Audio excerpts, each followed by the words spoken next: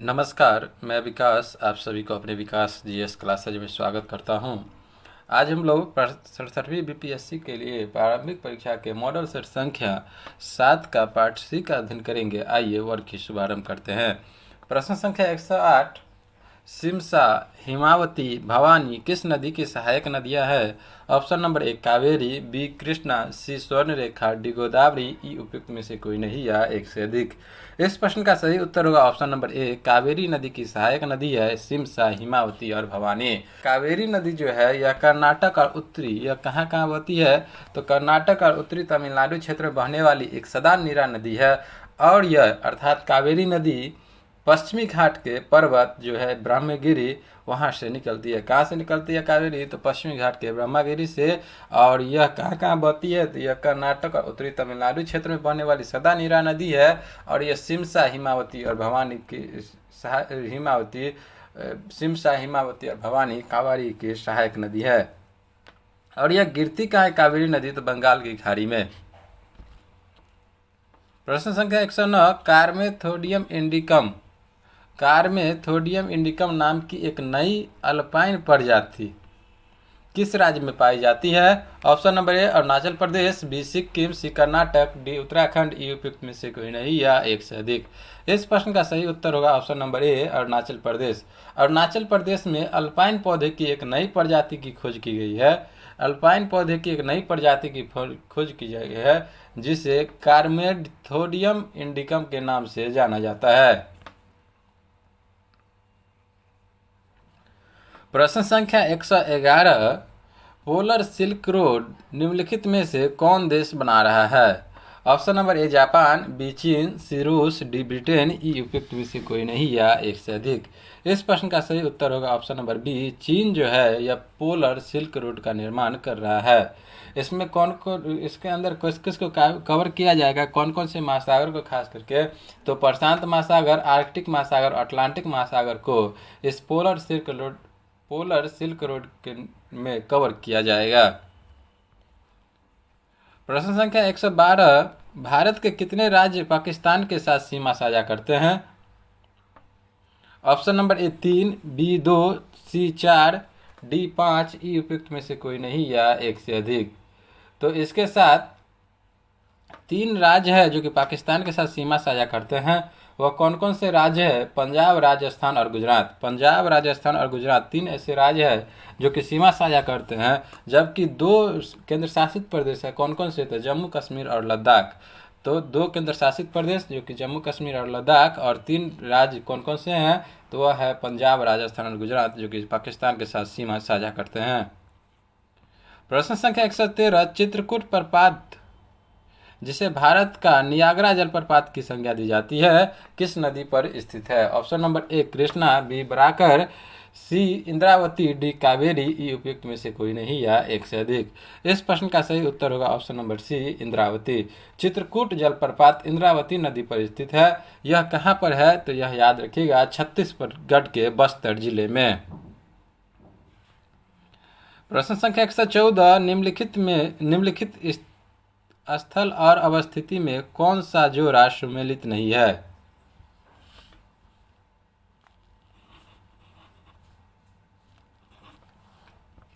Option number A Nanda Devi Uttarakhand, B Pachmarhi Madhya Pradesh, C Simlipal Odisha, D Nokrek Meghalaya, E उपयुक्त में से कोई नहीं या एक से अधिक। इस प्रश्न का सही उत्तर होगा ऑप्शन नंबर ई उपयुक्त में से कोई नहीं या एक से अधिक। अर्थात यहाँ पर जितना ऑप्शन दिया गया है सभी सुमेलित है। नंदा देवी उत्तराखंड में है, पंचमढ़ी मध्य प्रदेश, सिमलीपाल ओडिशा और नोकरेक मेघालय में। प्रश्न संख्या 115, निम्नलिखित राष्ट्रीय उद्यानों और वहां के प्रसिद्ध पशुओं के असंगत जोड़े का चयन कीजिए। ऑप्शन नंबर ए काजीरंगा एक सींग वाला गैंडा, बी गिर एशियाई सिंह, सी दाची-गाम सफेद भालू, डी केवलादेव नेशनल पार्क सफेद बाघ, ई उपयुक्त में से कोई नहीं या एक से अधिक। इस प्रश्न का सही उत्तर होगा ऑप्शन नंबर ई उपयुक्त में से कोई नहीं या एक से अधिक। अर्थात यहाँ जो दाची आम दिया गया है ये कश्मीरी हिरन के लिए प्रसिद्ध है। किसके लिए प्रसिद्ध है? तो कश्मीर की जो हिरन है कश्मीरी हिरन किस लिए प्रसिद्ध है? तो यह दाचीगाम। तो दाचीगाम जो कि जम्मू कश्मीर में है, यह कश्मीरी हिरण के लिए प्रसिद्ध है। और अगर बात करें यहीं पर केवलादेव नेशनल पार्क, तो Siberian crane, Keoladeo national park जो है यह साइबेरियन क्रेन के विशिष्ट प्रजाति से संबंधित है। तो काजीरंगा एक सिंग वाला गेंडा, गिर एशियाई सिंह, दाचीगाम जो कि कश्मीर में है यह कश्मीरी हिरण के लिए प्रसिद्ध है, और केवलादेव नेशनल पार्क जो है यह साइबेरियन क्रेन के लिए प्रसिद्ध है। प्रश्न संख्या 116, भोपाल गैस कांड में कौन सी गैस लीक हुई थी? Option number A carbon dioxide, B methyl isocyanide, C methane, D nitrogen, E उपयुक्त में से कोई नहीं या एक से अधिक। इस प्रश्न का सही उत्तर होगा option number B, methyl isocyanide gas leak हुई थी भोपाल गैस कांड से।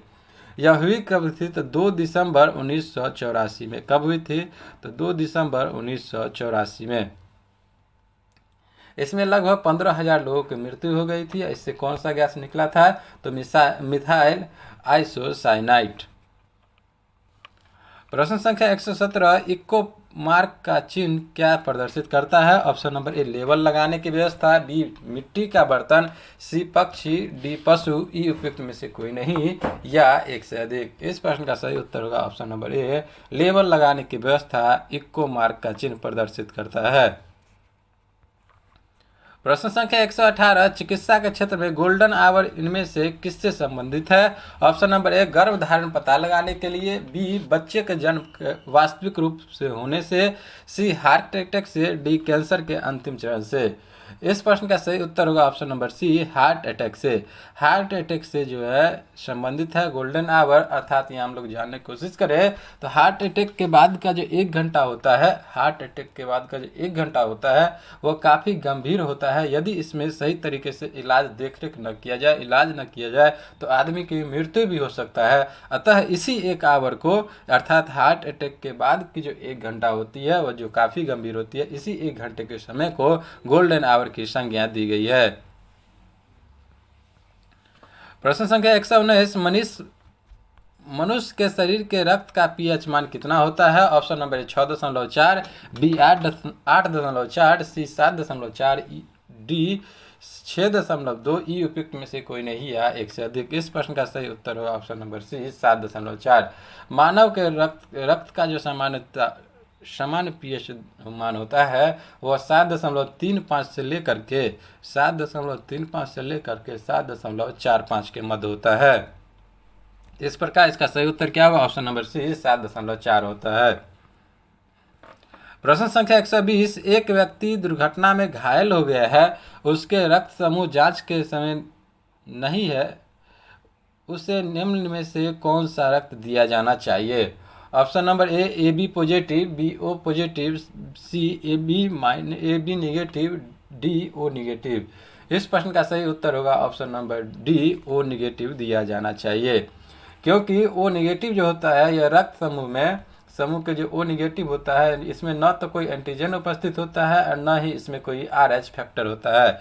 तो इस प्रकार देने से उस व्यक्ति को किसी प्रकार का कोई स्कंदन नहीं होगा। प्रश्न संख्या 121, जब तक व्यक्ति वृद्ध होते जाता है तो सामान्यतः उसका रक्त का दाब, ऑप्शन नंबर ए बढ़ जाता है, बी घट जाता है, सी कोई बदलाव नहीं, डी बदलाव रहता है, ई उपयुक्त में से कोई नहीं या एक से अधिक। इस प्रश्न का सही उत्तर होगा ऑप्शन नंबर ए बढ़ जाता है। उम्र बढ़ने के साथ साथ रक्तदाब बढ़ जाता है। ऐसे ही अगर बात करें सामान्य रक्तदाब कितना होता है तो 120/80। 120 जो होता है यह प्रकुंचन दाब होता है, सामान्य तौर पर प्रकुंचन दाब 120, जबकि प्रसारण दाब होता है 80।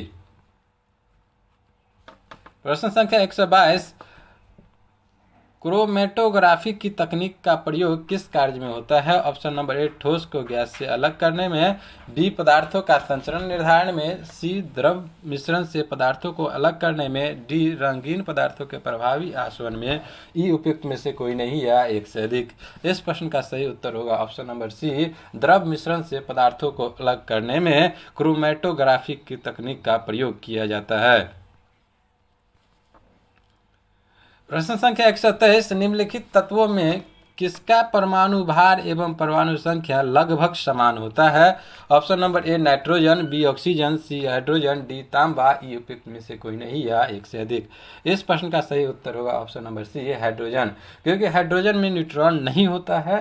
हाइड्रोजन में याद रखिएगा न्यूट्रॉन नहीं होता है, अतः उसमें परमाणु भार केवल प्रोटॉन के कण ही होते हैं। इसके फलस्वरूप परमाणु भार एवं परमाणु संख्या दोनों समान होते हैं। प्रश्न संख्या 125, स्तंभ बी में दिए गए स्रोत को स्तंभ ए में दिए गए उत्पाद से मिलाए। उत्पाद ए दिया गया है फॉर्मिक अम्ल, बी है साइट्रिक अम्ल, सी टार्टेरिक अम्ल। स्तंभ बी दिया गया स्रोत पहला नींबू, बी इमली, दूसरा है इमली, तीसरा है चींटी। इस प्रश्न का क्या होगा सही उत्तर? इसको देखिए, सबसे पहले मिलान कर ले तो फॉर्मिक अम्ल जो होता है वह चींटी में पाया जाता है।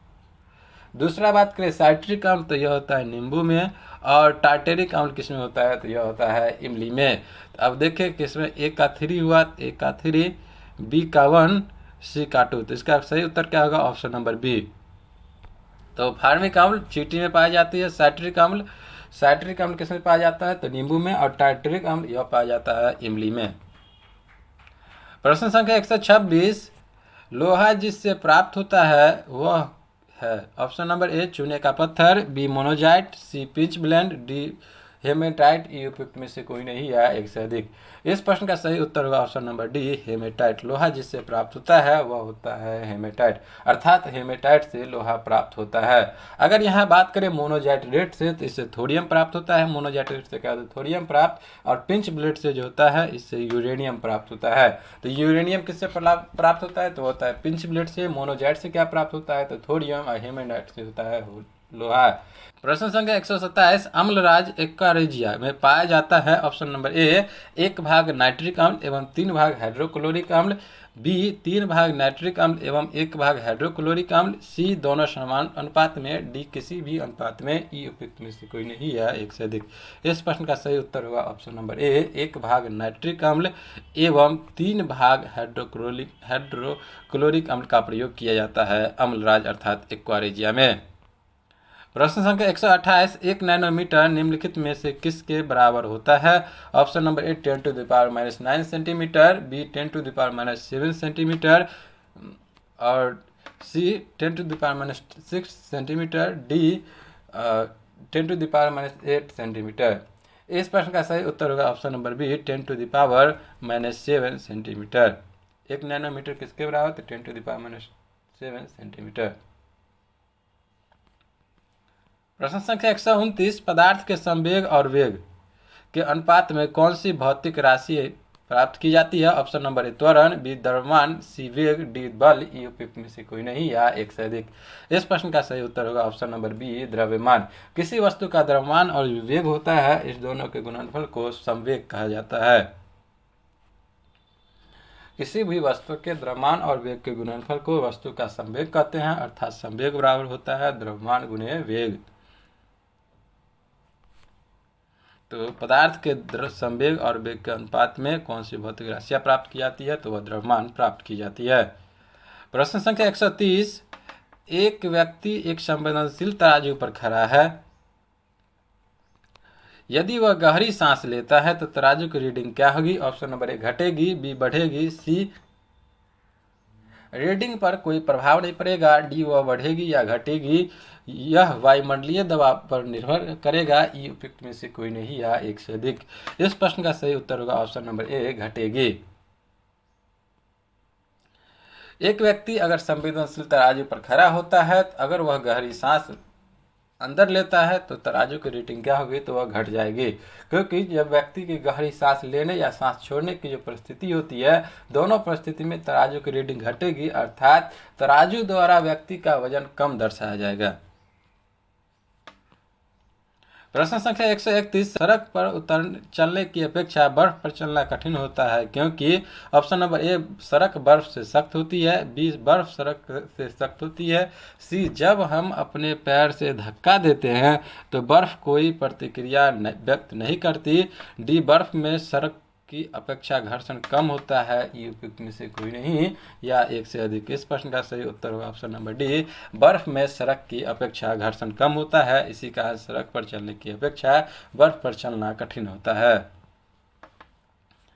प्रश्न संख्या 132, प्रतिरोध का मान क्या होगा यदि परिपथ में विद्युत धारा 10 एम्पीयर और विभवांतर 12 वोल्ट हो तो? Option number A 1.2 ohm, B 120 ohm, C 0.833 ohm, D 10 ohm. इस प्रश्न का सही उत्तर होगा प्रतिरोध का मान बराबर हो जाएगी विभवांतर बट्टा अर्थात 12 विभवांतर बट्टा विद्युत धारा, विभवांतर बट्टा विद्युत धारा तो 1.2 ओम।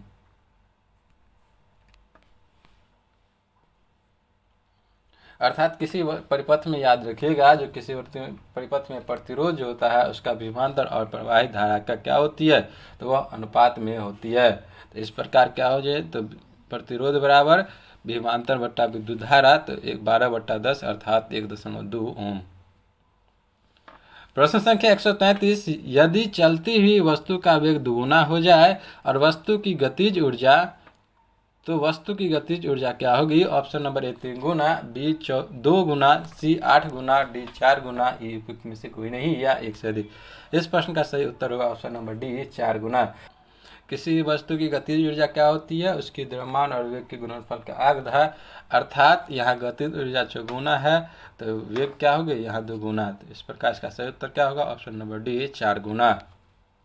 प्रश्न संख्या 134, नीचे उपकरण एवं उसका ऊर्जा रूपांतरण दिया गया है, इनमें से कौन सा सही है बताना है। ऑप्शन नंबर 1 दिया गया है डायनेमो विद्युत ऊर्जा को यांत्रिक ऊर्जा, 2 विद्युत मोटर विद्युत ऊर्जा को यांत्रिक ऊर्जा,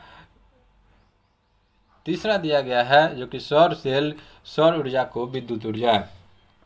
ऑप्शन नंबर ए 2 और 3 सही है, बी 1 और 2 सही है, सी 1 और 3 सही है, डी 1 2 3 सही है। इस प्रश्न का सही उत्तर का ऑप्शन नंबर ए 2 और 3 सही है, क्योंकि डायनेमो जो है डायनेमो की बात करें तो यह यांत्रिक ऊर्जा को विद्युत ऊर्जा में बदलती है, और विद्युत मोटर जो है यह तो विद्युत ऊर्जा को यांत्रिक ऊर्जा में बदलता है, तो यह तो सही था। सौर सेल जो है सो सौर ऊर्जा को विद्युत ऊर्जा में, तो इस प्रकार ये दोनों सही है, लेकिन डायनेमो क्या है तो यह यांत्रिक ऊर्जा को विद्युत ऊर्जा में बदलता है। प्रश्न संख्या 135, मरुस्थल में मृग मरीचिका उत्पन्न होने के क्या कारण है? ऑप्शन नंबर ए प्रकाश का अपवर्तन, बी प्रकाश का पूर्ण आंतरिक परिवर्तन, सी प्रकाश का वर्ण विक्षेपण, डी प्रकाश का विखंडन, ई उपयुक्त में से कोई नहीं या एक से अधिक। इस प्रश्न का सही उत्तर होगा ऑप्शन नंबर बी प्रकाश का पूर्ण आंतरिक परिवर्तन के कारण ही मरुस्थल में मृग मरीचिका उत्पन्न होता है। यह एक क्या है मृग मरीचिका? यह एक दृष्टि भ्रम है जिसमें प्रेक्षण अर्थात अस्तित्वहीन जलाशय अर्थात दूरस्थ वस्तु के उल्टे या बड़े आकार का प्रतिबिंब देखता है। और इससे मुख्य रूप से क्या होती है मृग मरीचिका में, तो जिससे उससे दूर स्थित पानी या जल की उपस्थिति का भ्रम होता है, अर्थात देखने में लगता है जो कि दूरी में पानी है लेकिन वहां जाने पर पानी नहीं रहता है। प्रश्न संख्या 136, सेल्सियस स्केल पर मानव शरीर का तापमान होगा। Option number A 310 degree, B 98.4 degree, C 37 degree, D 31.5 degree, E उपयुक्त में से कोई नहीं या एक से अधिक। इस प्रश्न का सही उत्तर होता है option number C 37 degree Celsius. Celsius scale में मानव शरीर का तापमान कितना होता है? तो 37 डिग्री सेल्सियस। वही फ़ारेनहाइट में कितना होगा? तो 98.6 डिग्री फ़ारेनहाइट और 37 डिग्री सेल्सियस। प्रश्न संख्या 137, किस सिद्धांत पर जेट इंजन कार्य करता है? ऑप्शन नंबर ए ऊर्जा संरक्षण, बी द्रव्यमान संरक्षण, सी रैखिक संवेग संरक्षण, डी कोणीय संवेग संरक्षण। इस प्रश्न का सही उत्तर होगा ऑप्शन नंबर सी रैखिक संवेग संरक्षण के सिद्धांत पर जेट इंजन कार्य करता है। प्रश्न संख्या 138, फाउंटेन पेन के आविष्कारक कौन थे? Option number A Waterman, B Theodore Maiman, C J.L. Baird, D Alfred Nobel, E उपयुक्त में से कोई नहीं या एक से अधिक। इस प्रश्न का सही उत्तर होगा ऑप्शन नंबर ए वाटरमैन ने 1883 में, कब? तो 1883 में फाउंटेन पेन का आविष्कार किया था? वाटरमैन ने 1883 में। कहाँ पर? तो ये याद रखिएगा, न्यूयॉर्क शहर में। प्रश्न संख्या 139, निम्नलिखित वैज्ञानिकों में से किसने नवीन सापेक्षता सिद्धांत प्रतिपादित किया था? Option number A J V. Narlikar, B S Chandrasekhar, C M S Krishnan, D B D Nag Chaudhuri. उपयुक्त में से कोई नहीं या एक से अधिक। इस प्रश्न का सही उत्तर होगा option number A J V. Narlikar. J.V.. Narlikar ने नवीन सापेक्षता सिद्धांत प्रतिपादित किया था।